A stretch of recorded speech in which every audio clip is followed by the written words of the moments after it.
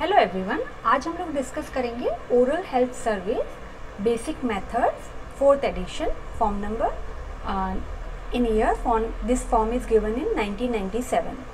तो video start करने से पहले अगर आप इस चैनल पर नए हैं तो प्लीज़ इसे सब्सक्राइब कीजिएगा और वीडियो अगर आपको हेल्पफुल लगती है तो प्लीज़ इसे लाइक एंड शेयर ज़रूर कीजिएगा। तो चलिए स्टार्ट करते हैं oral health surveys. Basic oral health surveys. These surveys are to collect the basic information about the oral disease status, treatment needs, and that is needed for the planning and monitoring changes in disease levels and in oral health care programs. तो oral health surveys क्या रहते हैं? They collect the basic information about the oral disease status and treatment need and that is needed for planning and monitoring the changes in disease levels and further for oral health care program. So what are the objectives of basic oral health surveys? Initially provide a full picture of oral health status and needs of the population. सबसे पहले वो हमको क्या बता देते हैं कि जो भी वहाँ का population का जो basic जो oral health status है और क्या need है उनकी, वो हमें पहले initially बता देते हैं।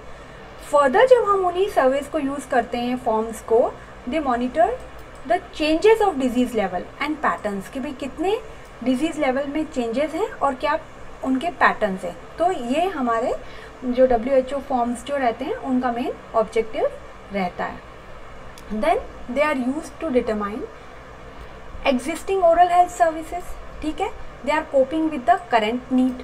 जो भी सर्विसेज हैं वो करेंट नीड के साथ कोप अप कर रही हैं।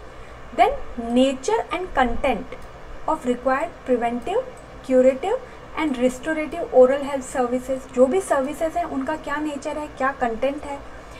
Then it is the response needed to establish and maintain, expand or reduce the oral health care program। कि भाई जो भी हम oral health care program जो हम दे रहे हैं क्या हमें वो need है उसकी और कैसे maintain करना है, उसको expand करना है या उसको reduce करना है। तो ये चीज़ें सारी जो हैं ये बेसिक मेथड्स में सर्वेज डिटरमाइन करते हैं। तो पहला एडिशन जो है WHO ने दिया था 1971 में, second addition in 1977, third addition in 1987, fourth addition in 1997 and fifth edition जो कि लेटेस्ट है 2013।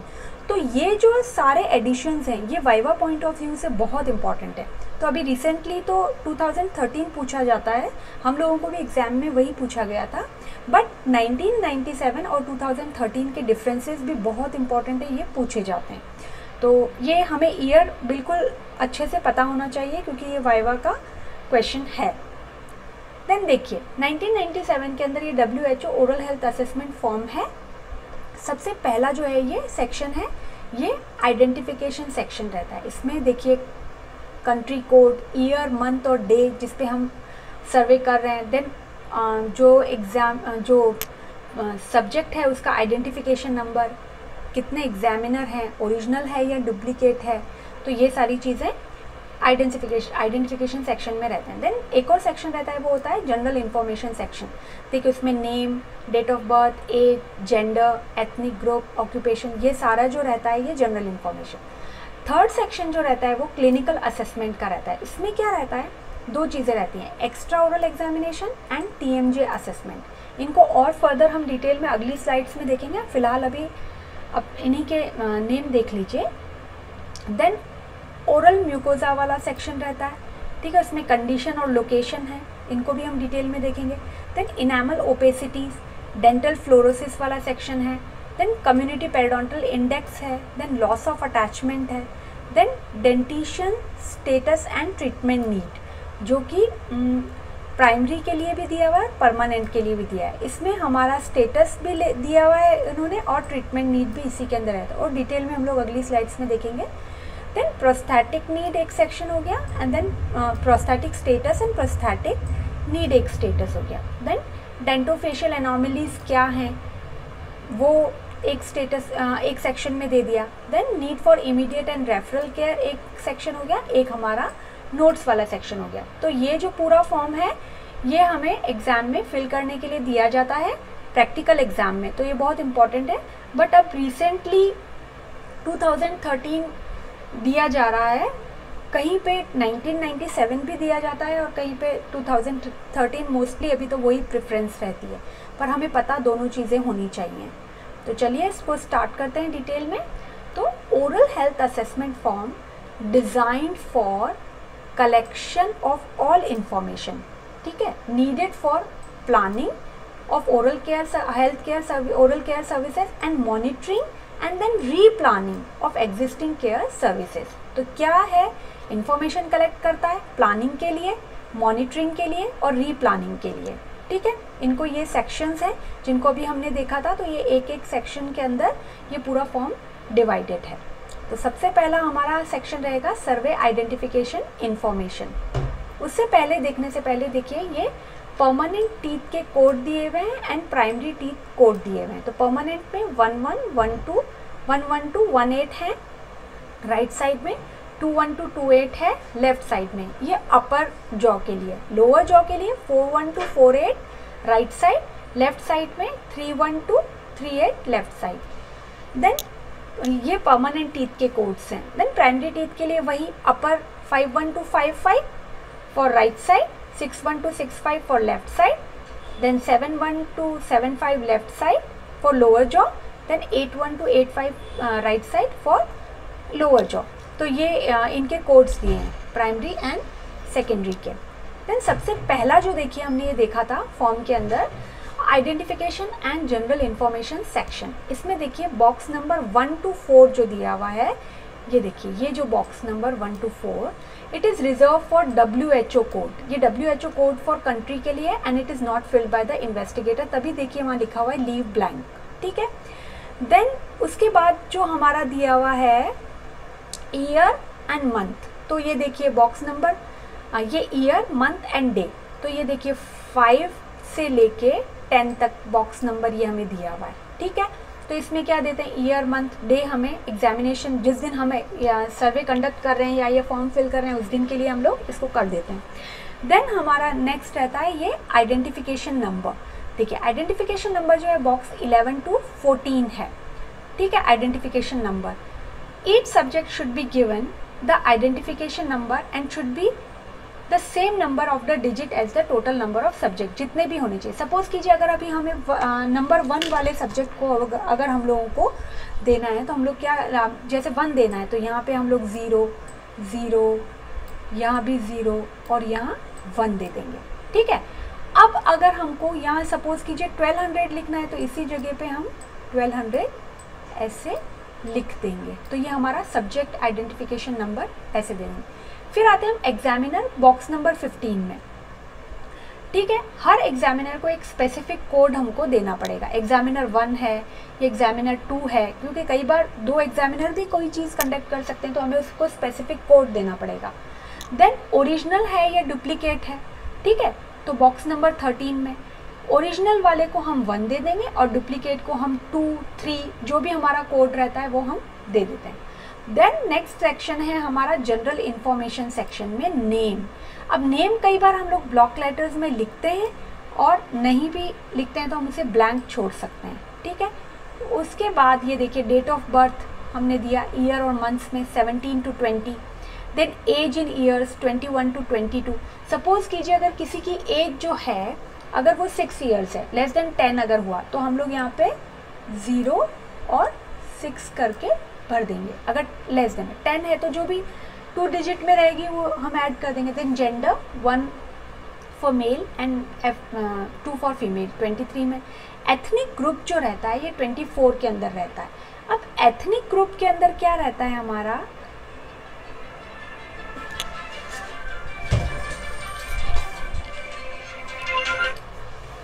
सॉरी, एथनिक ग्रुप के अंदर हम लोगों का बॉक्स नंबर 24 में ये हम सिर्फ नेम से पता नहीं लगा सकते। It is identified by area, country of origin, race, colour, language, religion, then tribal membership, और हमें वहाँ की local health and education authorities से एथनिक ग्रुप के बारे में पता करना होगा, ठीक है। ये हम अपनी मर्जी से ऐसे नहीं लिख सकते। ऑक्यूपेशन जो रहता है ये बॉक्स नंबर 25 में रहता है, तो हम लोग कोडिंग सिस्टम दे देते हैं लोकल यूसेज के हिसाब से, ठीक है। कोडिंग हम लोग दे देते हैं लोकल यूसेज के हिसाब से। जैसे अब सपोज़ कीजिए हाई प्रोफेशन वाले जो लोग रहते हैं उनको 1 दे दिया, देन 2 दे दिया। जैसे सपोज़ कीजिए सबसे हाई प्रोफेशन में अगर हम लोग सपोज़ कीजिए डॉक्टर्स को लेते हैं या हाई क्लास बिजनेस एग्जीक्यूटिव्स लेते हैं, उनको 1 दे दिया। 2 में हम लोगों ने फिर टीचर्स और इनको दे दिया। 3rd में हम जो लेबर जो जैसे टेलर्स हो गए ये सब, तो इनके ऑक्यूपेशन वाले पे भी हम लोग और डिटेल में वीडियो हम लोग बनाएंगे। पर फिलहाल के लिए आप इतना याद रख लीजिए कि आपने उनको कोडिंग दे दी ताकि आपको ईजी रहे, और वो जो कोड आप लिखते हैं वो आपको अलग से लिख कर रखना है।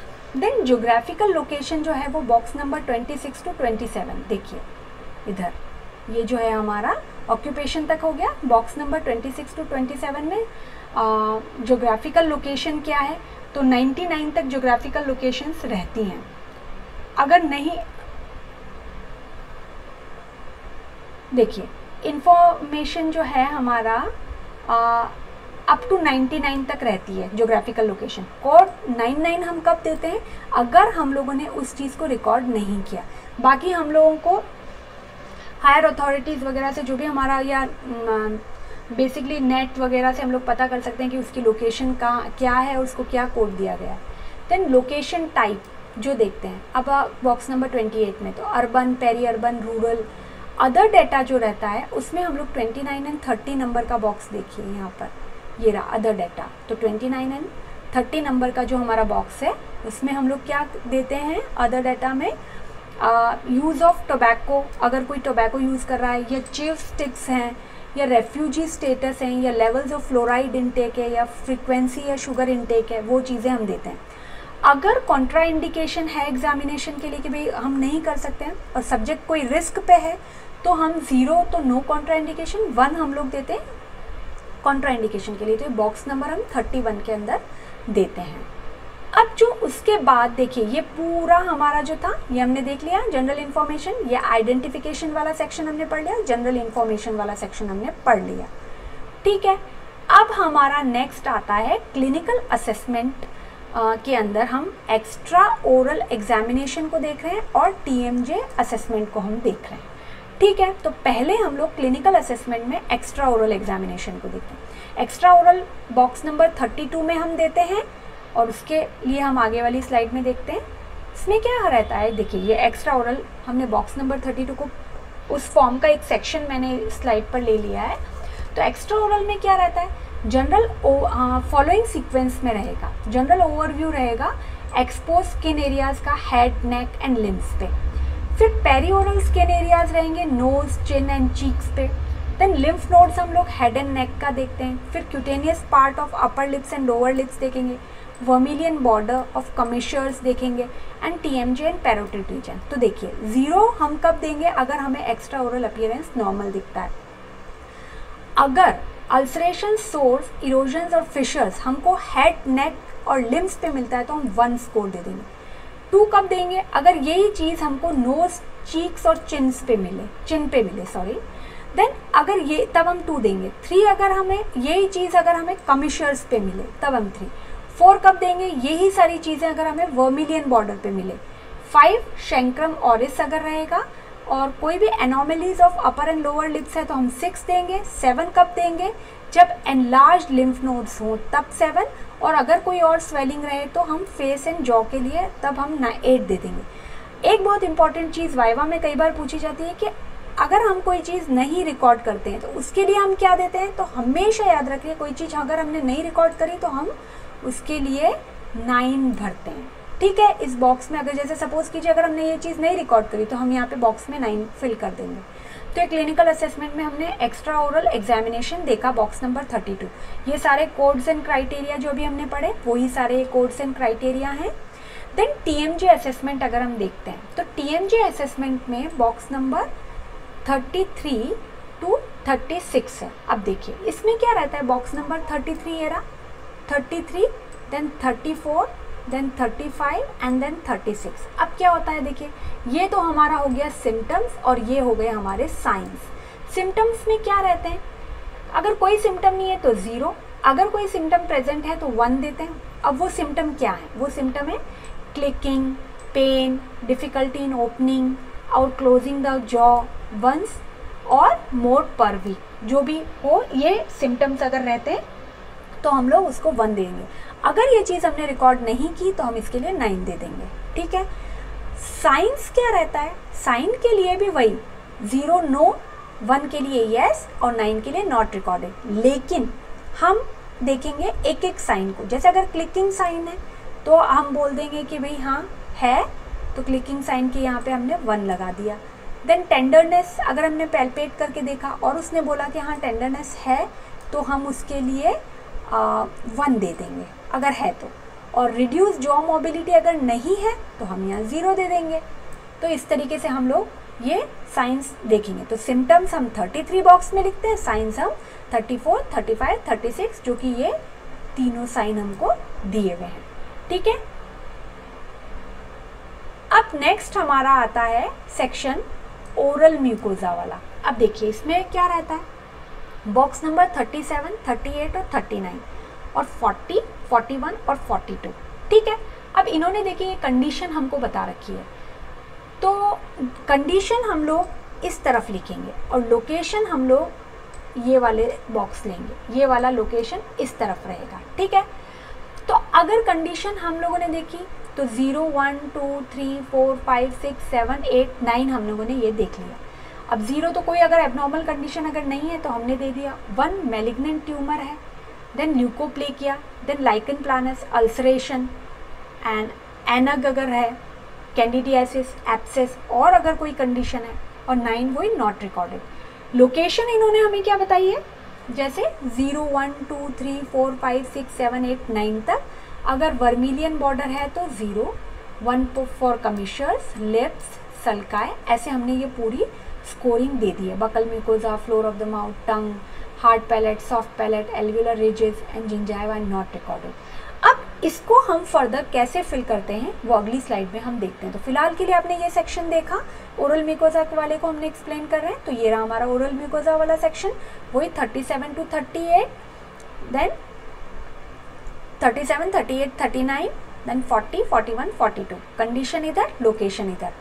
अब हमारे पास हम लोगों ने बता दिया कि एग्जामिनेशन हम लोग इस सीक्वेंस में फॉलो कर रहे हैं। पहले labial mucosa, then labial sulci, then labial part of the commissures, then buccal mucosa, फिर टंग, फिर floor of the mouth, hard and soft palate, alveolar region, gingiva. इन पे हम लोग ऐसे चेक कर लेते हैं। ठीक है, अब वो कह रहा है कि हम लोगों ने ये इसमें सारा बता दिया। अब आप देखिए इस एग्जाम्पल से आप समझ पाएंगे। देखिए बॉक्स नंबर 37, 38 और 39 हमारा ये रहा। ठीक है, तो ये है हमारी कंडीशन, है ना। तो अब सपोज कीजिए 2 हमारा इधर है, तो 2 हमारे बॉक्स नंबर इसमें, तो ल्यूकोप्लेकिया। 4 हमारा देखिए किस जगह पे है, बकल म्यूकोजा।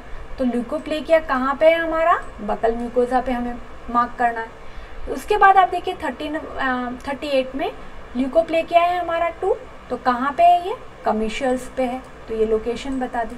तो इस तरीके से आप ऐसे फिल कर सकते हैं। और अगर कोई एक्स्ट्रा और इनके अलावा भी रहे तो हम बॉक्स यहाँ नीचे बना सकते हैं।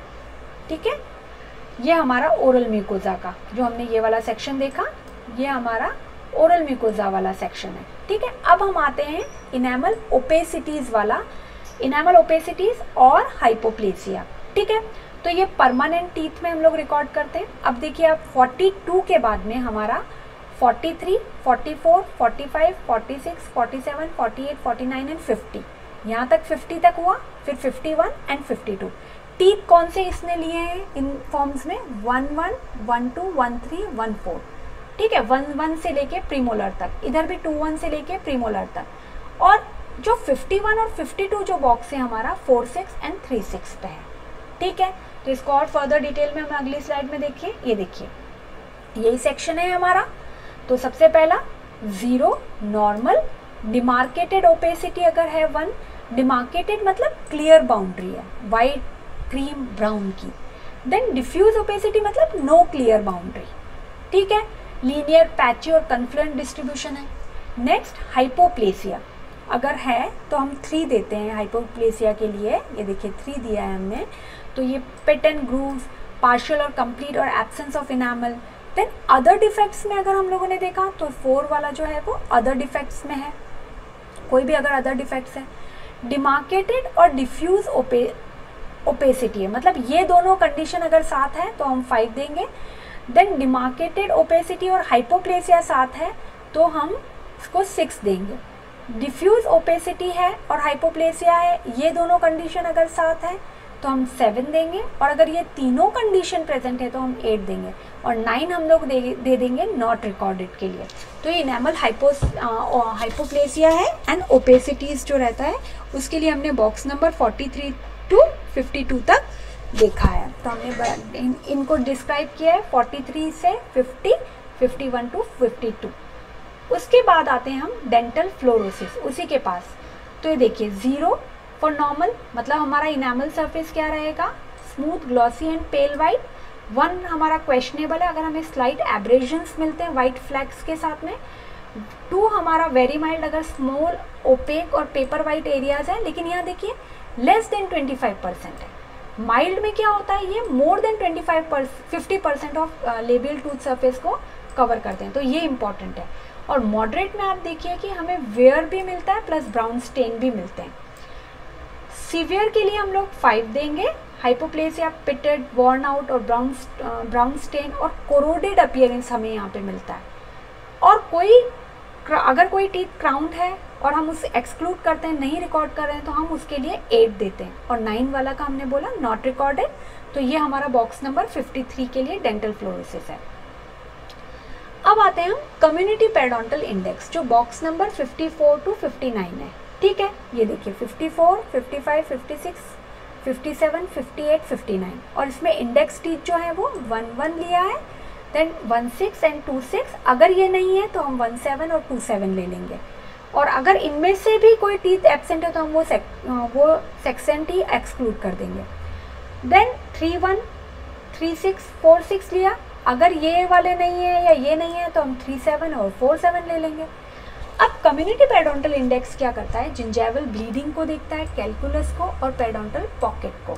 तो हम लोग क्या करते हैं, इसको एक CPI प्रोब से देखते हैं। तो इस CPI प्रोब में देखिए ये बॉल टिप रहता है, ये राउंड वाला, फिर यहाँ से यहाँ तक का हमें ब्लैक बैंड मिलता है 3.5 पे, और 5.5 के बीच में यहाँ पे ये देखिए ये ब्लैक बैंड रहता है।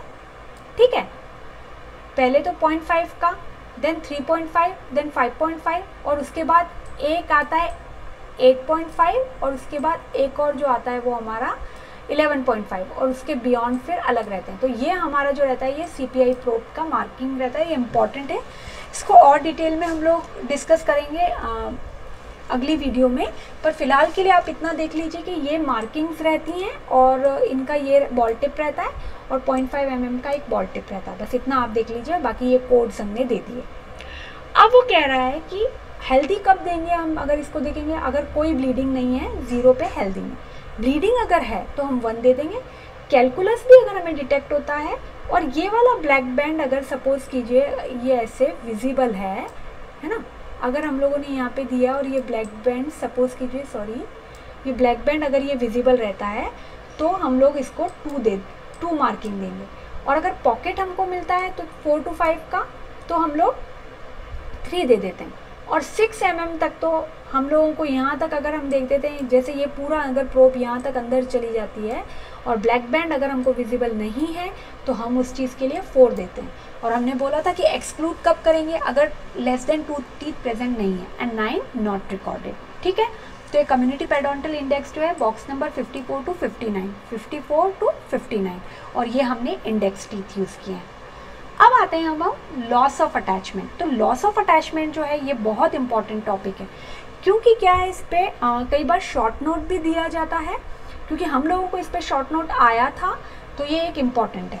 तो आप ये चीज़ भी अगर लिखते हैं हल्का तो भी काफ़ी हद तक वो चीज़ सॉल्व होती है। तो लॉस ऑफ अटैचमेंट देखिए, ये हमारा वही 60 to 65 तक बॉक्स हमने ले लिए, 60, 61, 62, 63, 64, 65, और इंडेक्स टीथ हमने वही 11 और 26 और 16 और इधर 36, 31, 46, ये हमने ले लिए इंडेक्स टीथ। अब वो कह रहा है कि लॉस ऑफ अटैचमेंट में सबसे 0 मार्किंग कब देंगे, अगर हमारा जो लॉस ऑफ अटैचमेंट अगर हम मेजर करेंगे तो वो 0 to 3 mm तक ही रहे, मतलब CJ जो है हमारा ब्लैक बैंड तक ही रहे।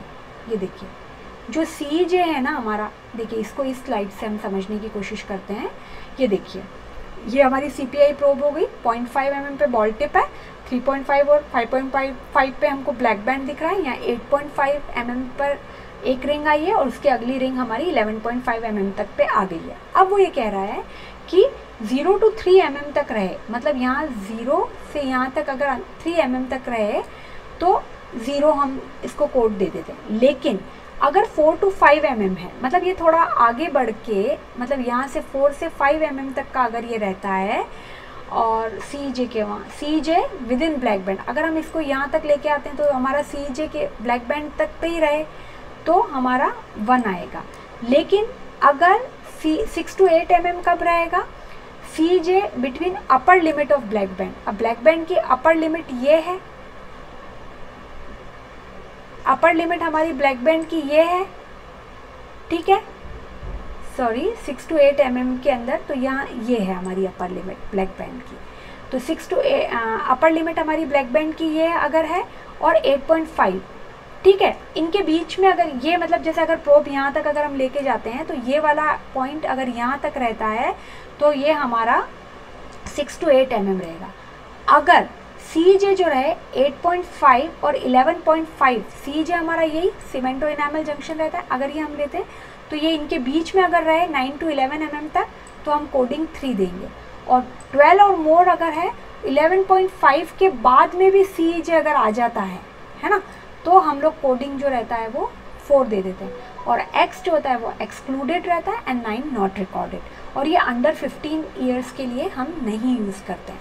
तो यही वाली बात है, 0 अगर 0 to 3 मार्किंग, ये मार्किंग बहुत इंपॉर्टेंट है, 0 to 3, देन फिर 4 to 5 CJ जो है विद इन ब्लैक बैंड रहता है, देन 6 to 8 CJ जो रहता है वो upper limit of black band रहता है एंड 8.5 mm तक के बीच में।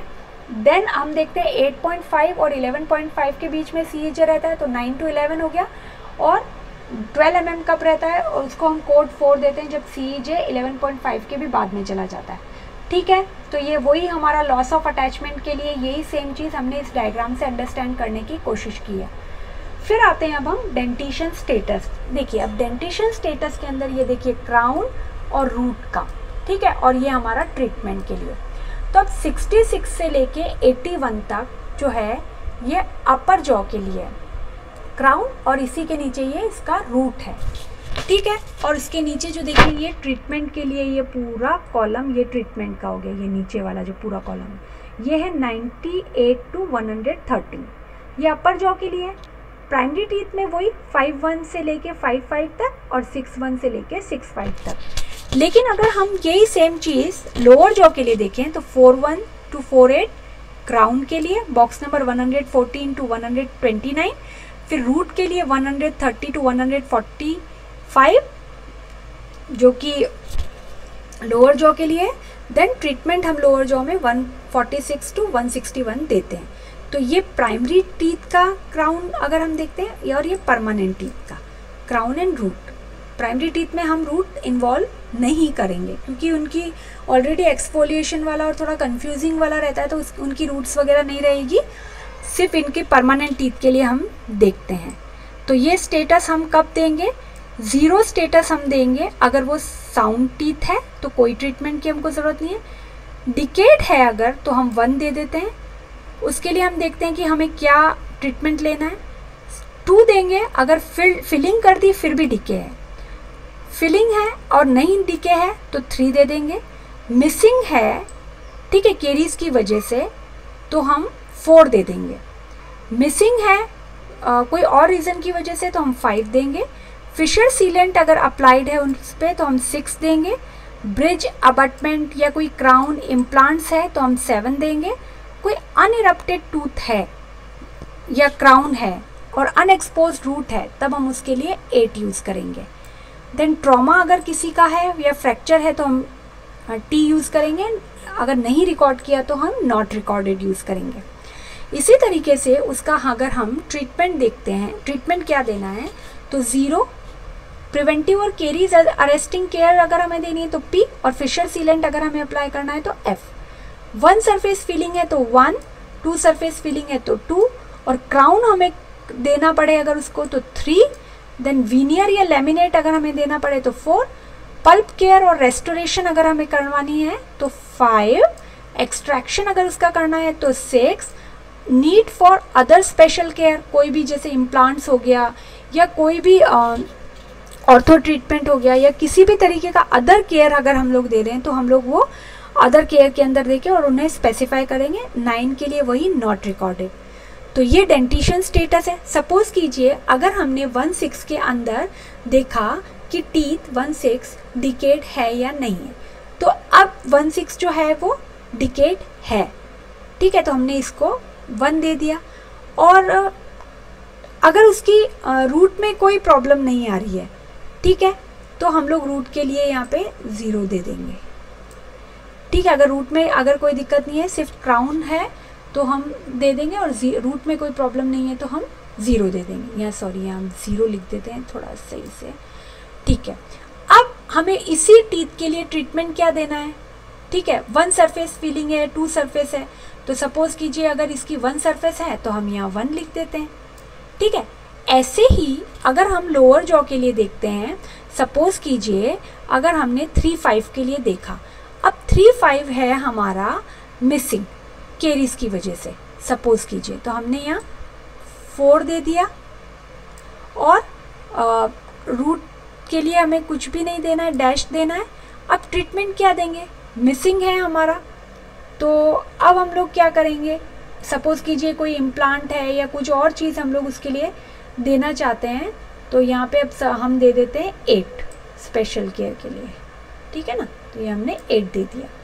तो ऐसे आप डेंटिशन स्टेटस और ट्रीटमेंट नीड को फिल करेंगे। तो ये एक पूरा हमारा सेक्शन हो गया। देन ये देखिए, ये डेंटिशन स्टेटस वही 66 to 97, ये सारा प्राइमरी टीथ के लिए हमने ये दिया।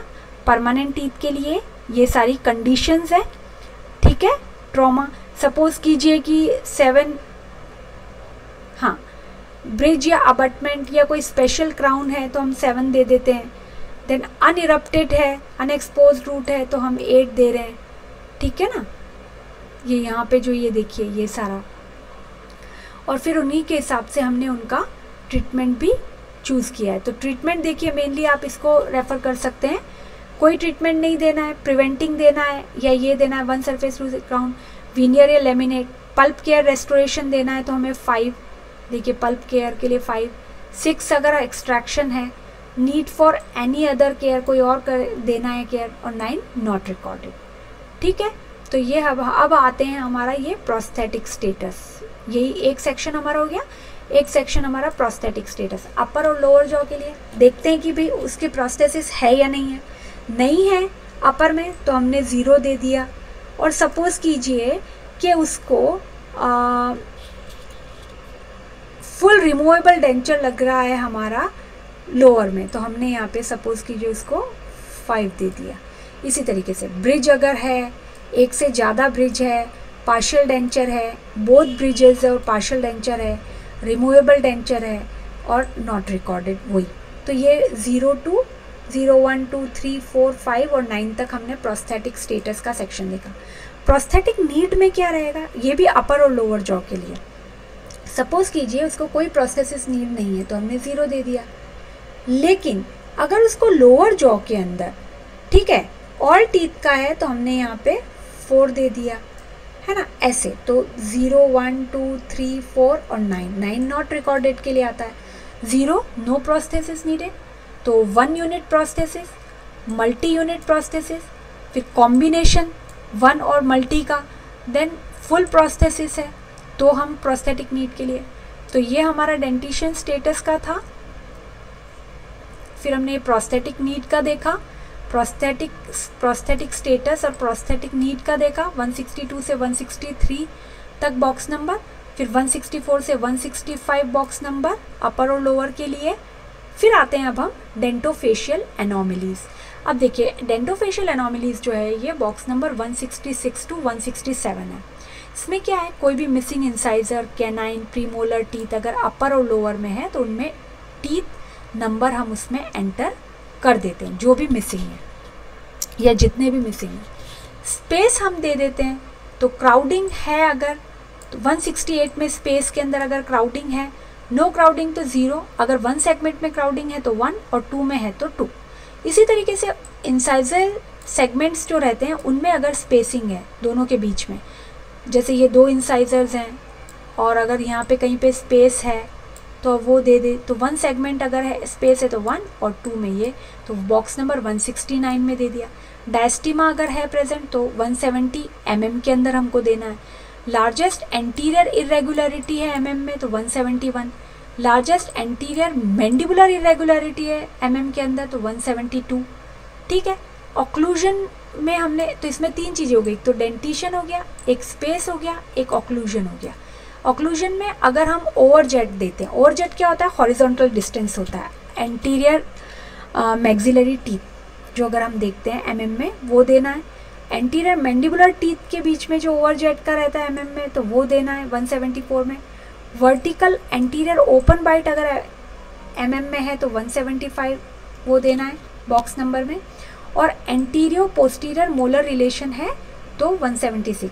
अगर नॉर्मल है तो 0 और 1 है तो हाफ कप और कस्प और 2 है तो फुल कस्प। तो डेंटोफेशियल एनोमलीज का देखिए, ये देखिए मिसिंग का ये बॉक्स नंबर ये आ गया 168 में। इंसाइजल सेगमेंट्स में ये box number 169, diastema box number 170, 171 में कोई एंटीरियर मैक्सिलरी इरेगुलरिटी, अगर मैंडिबुलर इरेगुलरिटी तो बॉक्स नंबर 172। तो ये हमारा वापस वही आ गया।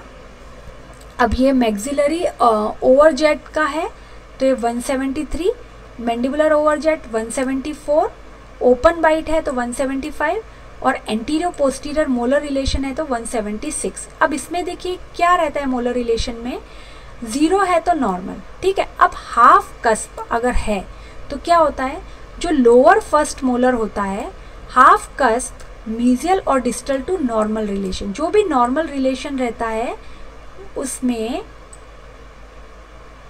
जो भी रहता है नॉर्मल रिलेशन, तो उसमें क्या रहता है, जो first molar half cusp mesial, जो ये हाफ कस्प जो रहता है ना ये थोड़ा मीजियल या फिर ये डिस्टल रहेगा, हाफ कस्प ही रहेगा, सिर्फ पूरा नहीं रहेगा, सिर्फ आधा ही रहेगा लोअर जो मोलर का। फुल कस्प में क्या रहेगा, जो लोअर फर्स्ट मोलर का जो 1 कस्प होता है पूरा ही कस्प या तो वो मीजियल होगा या पूरा ही कस्प वो लोअर मोलर का वो डिस्टल होगा नॉर्मल रिलेशन के कंपैरिजन में। अब नॉर्मल रिलेशन को हम इतना डिटेल में यहाँ नहीं बोलेंगे, आप उसको ऑर्थो की बुक से और ज़्यादा अपने डाउट्स क्लियर कर सकते हैं क्योंकि वीडियो काफ़ी लंबी हो जाएगी, तो आप उसको एक बार क्रॉस चेक कर सकते हैं। बस फिलहाल के लिए आप इस चीज़ को अंडरस्टैंड कर लीजिए कि 0 नॉर्मल रिलेशन के लिए, 1 हम हाफ कस्प के लिए और 2 हम फुल कस्प के लिए। ठीक है, देन हमारा आता है need for immediate care and referral. ये देखिए, अब ये नीचे वाला जो need for immediate care and referral, अब क्या रहता है, अगर किसी को कोई लाइफ थ्रेटनिंग कंडीशन है, ठीक है, तो उसको हम बॉक्स नंबर 177 में दें। देन पेन और इन्फेक्शन अगर किसी चीज़ में है तो बॉक्स नंबर 178। अदर कोई कंडीशन है उसे हम स्पेसिफाई करें और फिर वो बॉक्स नंबर 79 में दे दें। तो इनके लिए क्या देंगे, अगर लाइफ थ्रेटनिंग कंडीशन है तो 1 दे देंगे और नहीं है अगर कोई पेन और इन्फेक्शन तो हम 0 दे देंगे। ये देखिए यहाँ पे ये मार्किंग दी है, अगर कोई चीज़ हमने नहीं रिकॉर्ड की है तो उसे नॉट रिकॉर्डेड दे दिया। देन रेफरल के लिए हम लोग क्या करते हैं, रेफरल के लिए हम लोग बॉक्स नंबर 180 में देते हैं। अगर हमें रेफरल करना है तो 1, अगर हमें रेफरल नहीं करना है तो 0 और अगर हमने रिकॉर्ड नहीं किया तो नॉट रिकॉर्डेड। ठीक है, अगर इनमें से कोई चीज़ पॉजिटिव आती है और अगर हमें रेफ़र करना है तो फिर हम इस हिसाब से डिसीजन लेते हैं। तो ये हमारे बॉक्स नंबर 177 से 180 तक है need for immediate care and referral. Last में जो हमारा ऑप्शन रहता है वो रहता है फॉर्म में नोट्स। नोट्स में क्या रहता है, हिज और हर ओन रेफरेंस और any other additional information pertinent to subject. ठीक है, कोई भी एडिशनल इंफॉर्मेशन जो रहता है वो सब्जेक्ट की कोई और अदर एडिशनल इंफॉर्मेशन है वो हम यहाँ पे देते हैं। तो बहुत इजी वे में मैंने इस चीज़ को अंडरस्टैंड करवाने की कोशिश की है। तो नेक्स्ट वीडियो में हम लोग फॉर्म नंबर 2013 को देखेंगे। मेरी आपसे ये रिक्वेस्ट है कि अगर आप इस फॉर्म को अंडरस्टैंड करते हैं तो अपने साथ फॉर्म को लेके बैठिए और फिर प्रैक्टिकल उसको करने की कोशिश कीजिए, तो आप बिल्कुल कंफ्यूज नहीं होंगे। जो इसका रिलायबिलिटी और वैलिडिटी ऑफ जो डेटा वाला जो पार्ट है वो हम अलग से वीडियो में अपलोड करेंगे कि हम सर्वे इम्प्लीमेंट कैसे करते हैं। इसके बाद हम 2013 वाला फॉर्म देखेंगे और उसके बाद हम reliability and validity of data को देखेंगे। तो आई होप आपको ये वीडियो हेल्पफुल लगी होगी। अगर लगती है तो प्लीज़ इसे शेयर कीजिएगा और लाइक कीजिएगा, और मिलते हैं हम लोग नेक्स्ट वीडियो में। Till then take care, bye.